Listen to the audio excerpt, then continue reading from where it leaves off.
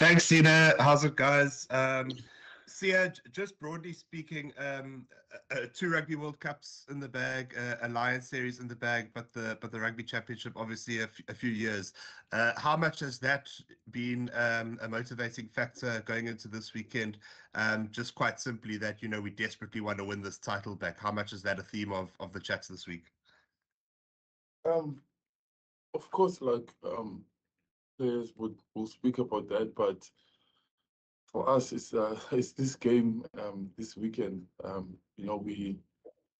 It's out there. We haven't done really well when it comes to Australia, and in this field specifically, they've done really well. They played 12 games, won 11 of their 12 games here. So it's a big thing for us. And as you say, like you can't win the Rugby Championship by winning these two games, but you can lose it by not doing well in these two games. So, but the most important for us is this one here, because we always tend when we lose the first one, then we get up for the second one. We need to be up from the word go this coming weekend. Question. Ronaldo? Morning, guys. Siya, Ronaldo Botma here. How are you guys doing? Good, thanks. Oh, good, Ronaldo. Good. I just want to check.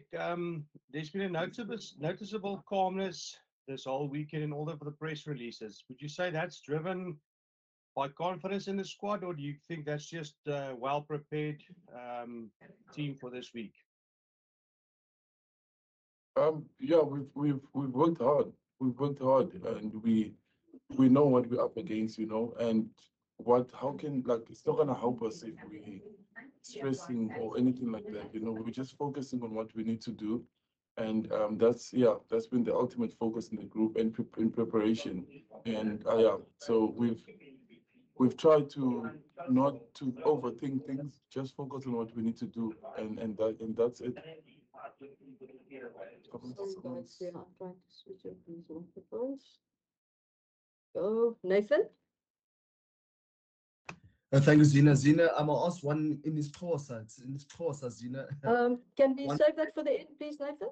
I'm saying I'm gonna give one for Coach Stick later, but one for Siya now in English. Siya, obviously Australia on the rebuilding phase. They've got a new coach. The coach mentioned that they know the Springboks more than his own team. I mean, they already named the team. A few notable players are missing out for Australia. What are you expecting from them this coming weekend against Australia? Yes, you guys don't have a good record in Brisbane. Yeah, we expect the side that's gonna come out to win. I mean, it's a sold-out stadium, gonna have the people behind them, and we've seen how well they did. They played against Wales and Georgia, and we've also been in that phase before, and we know, it will be a huge thing for them if they can, get the win over us. But that's honestly hasn't been our focus. Yes, we've done our preparation, we've reviewed, and we've watched the players individually, and ourselves. But most importantly is what we have to do, because in the past we didn't, where we lost the games, we didn't deliver on what we wanted to do on the full, and then they got the upper hand. So the focus has solely been on us, but also respecting them by preparing and watching the way they play, and obviously some of the individual. And most of the group, we've played against them, so we know some of them. Justin? Morning, Siya. Morning, Stoker. Siya, just for you, as a big advocate for women in South Africa, we're obviously celebrating Women's Day today. What would your message be out there to everybody in the country, as we celebrate Women's Day, but surely need to do a lot more in our country when protecting women first and foremost? Yeah.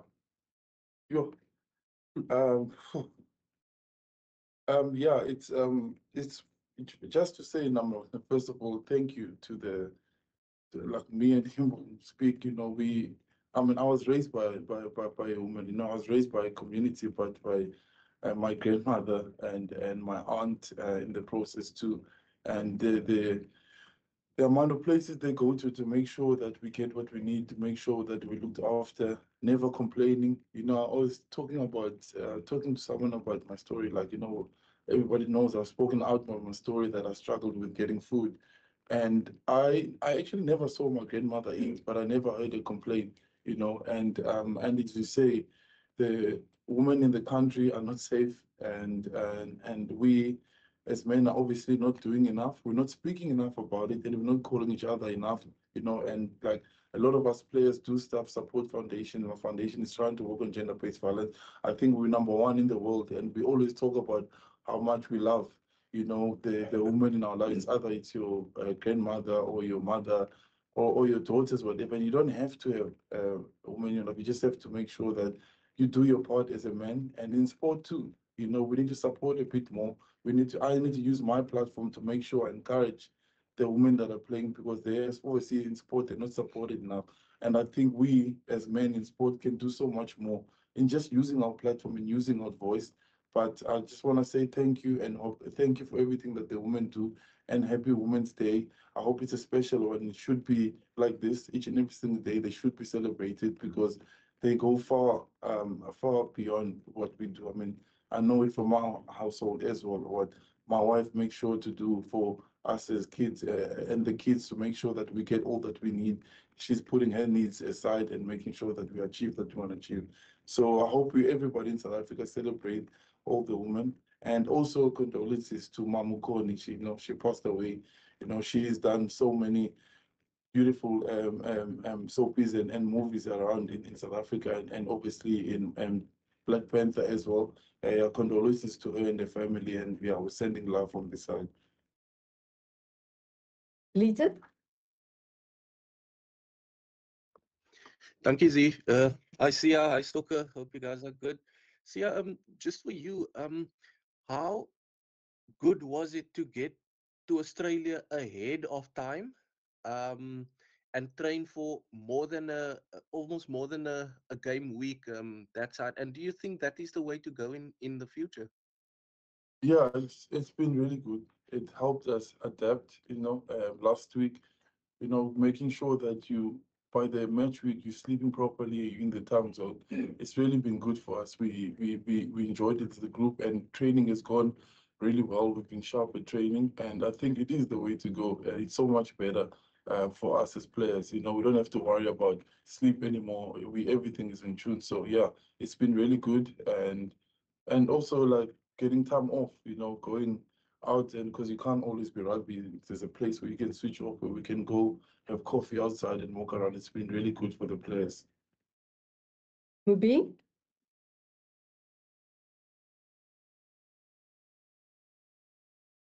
Sleep. Okay, Mubin, we'll skip on to Michael. Mike?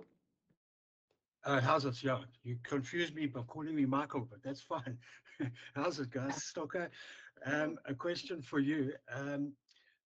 Yeah, obviously we saw some news things from the team against Ireland. How important is it, besides winning here in Australia, these two games to keep evolving towards the ultimate way you guys want to play, building up to the next World Cup? Yeah, I think it's very important, Mike, because we still want to develop our game, more especially like we said at the beginning of the season, with the new personnel in our coaching staff. A guy like Tony Brown, and Jerry from Ireland, what they really bring into our team. I think we always talk about evolving, and those guys, they actually bring that new energy in our team. And yeah, it's going to be key for us. I think also Siya touched on it, the previous games. Normally when we played against Australia here in Brisbane, normally we don't really pitch up physically, and then we don't normally execute our plans. And that's one thing that you can't afford to do against a team like Australia, and because of, once again, they've got players there with the huge X factor in that team, so on a day, if you're not at your best, those players, they're good enough to punish you. And at the moment, I think they're also in a good space, with the new coaching staff. And, if there was a coach that can turn things around for them, you can't ask for any better coach than a guy like Joe Smith. We've seen what he has done when he was coaching in Ireland. So once again, at the moment, they are in a good space. And I think also for us as a team, it's very important that we keep on improving to where we left against Portugal, and there were certain things that we wanted to fix also, especially after we lost to Ireland game in Devon. But once again, like Siya touched on it again earlier on, I think as a coaching staff, to have extra few days here in Australia to be able to install some of the things that we wanted to work on, and it actually helped us. I think we had probably one of the best week when it comes to preparations. But once again, with that being said, I think if we don't pitch up tomorrow, I think a team like Australia, they're good enough to punish us. So we have to make sure that we're at our best for the game. Lita? Thank you, Z. Siya, just for you, yeah, also looking at where you are at in Australia, there's been a lot of talk about your future this week. Has it helped that you a bit removed from what's happening here in South Africa and you could focus at the task at hand? Yeah, I actually don't know what's been happening, what's been said, because I've got a big match this weekend, and so all the focus has been solely on this game. So yeah, there's nothing I can control in what's happening in my future right now. All I can do is just focus on what I need to do right now. Lloyd? Thanks, Siya. Just to coach Stocker, a new Springbok number 10, and a lot of attention and excitement on that, obviously, from our side this weekend. What's Sasha's mindset been like this week? What have the chats been with him, and what are you expecting or hoping to see from him tomorrow? So I think from our side as coaches, I think we just stick to our routine and how we normally work with the players.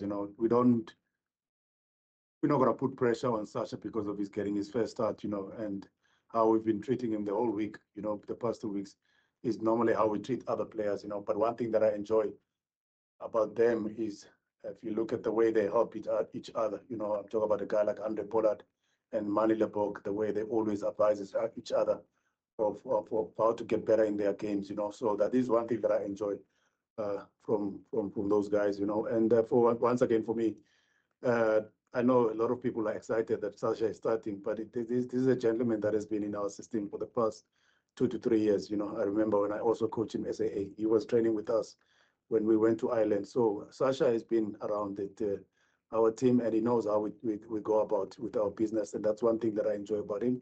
He really, really works hard, with his basics and his fundamentals. And I know a lot of people, they focus more on his X factor, but one thing that I enjoy about him is the way he's so maturing in our system, all the opportunities that he was getting, you can see he's not a shy guy, he doesn't shy away from the game and the challenges, So that's one thing that I enjoy about him. He's got a very, very big heart for a youngster, and hopefully things will go well for him tomorrow. But once again, it's not about him, because there's a lot of experience around him. If you got a guy like Kobus at 9 and then Damien also outside you, Darlinda, I think you can't ask for any better players to be around, more especially for your first game. But once again, to Sasha, we're also excited to see what he can do at this level, in the number 10 jersey. Justin? Thanks, E. Brastoko, this one's for you as well. A lot has been spoken about. Yes, it hasn't been a happy hunting ground for the Boks in recent years. As coaching staff, do you include that in a lot of your discussions in the week leading up to a match, or are you simply and purely just focused on your processes, on your training, and hopefully the result goes its way on match day? Yeah, Justin, I think to be honest about it is we don't really focus much on that because of in the past there were a lot of things also that we struggled with. For example, in Australia, when we played last year, last time we beat them in Australia, it was from 2014. So I think if we're going to put ourselves under pressure by just focusing on what a history says, I don't think we'll be in the right track, as a team. But the key thing for us is it's our processes, like you touch on it. I think the way we've been working hard and to make sure that we keep improving in our game, that was the main focus point, when it comes to us. But once again, since we haven't beaten them since 2013 in this field here. And the funny thing is that if you come to this ground, I don't think there's really something that you can say, talking about weather-wise, I'm talking about conditions-wise. It's a beautiful stadium, the vibe, the people, the supporters, they've got good energy, So I don't really think there is a bit of an outside effect that causes us not to win, I think if on a day we focus on our stuff and do them very well, I think we might stand a chance to win the game. But once again, it's always going to be tough when you play against away from home. So the key thing for us is just we have to implement what our plan and make sure that we pitch up and be at our best. And I think, yes, we might stand a chance to win the game. But otherwise, I don't think the pressure of having won here, it's really something that is a main focus point for us now. We always want to win every game that we play as a Springbok team because of we don't just represent the people that are in our team room. We represent South Africans, and we know how much people they support us and love us. So the key thing for us is to make sure that we carry on, try and deliver for the people of South Africa. Nathan? Thank you, Z. I've just got two in this course, if I may. If it's, can we just first then go to a nod? Yes, for sure. Good morning, Stocker. Good morning, Siya. Salam. Salam, brothers. I'm coming to you from Paris from the Olympics. So just we haven't had a medal here in the relay guys are running today. So hopefully they will follow suit on what happened earlier. But just on the game, Stocker, just you spoke about the Shasha. We all know what he's capable of, but just what does he bring differently, from the other fly-offs? I just wanted to follow up on Lloyd's question, and then to see how is the combination with you and Ulrich gone, and Ulrich also being new into the team. Yeah, once again, I think everyone knows that Sasha is this young boy that's very exciting, makes big calls on the field, and that's one thing that we enjoy about him is that wherever he sees, he pulls the trigger, he doesn't hold back, he makes a lot of decisions. Even sometimes when he makes mistakes, he doesn't stop trying. And we always say that about our players. Even with Mzwandile Stick, that's one thing that we also enjoy about him. Mani will make a mistake, but the next probably 30 seconds, Mani will pull a trigger to do something brilliant. And that is one thing that we always try to encourage to our players, because we still want them to make decisions on the field. We don't want them to shy away from the challenges. So, and then when it comes to Sasha, I think he's one of those guys where, he keeps developing and keeps getting better as a player, and that is something that we enjoy about him. And I think one of the most things also is his heart. Everyone is saying the youngster, but he's got a big heart, and he doesn't shy away from the physical side of the game. Sometimes we can use him at 12 and also at 15, against Ireland in Devon. He played about 78 minutes in that game, which is playing against the second best team in the world.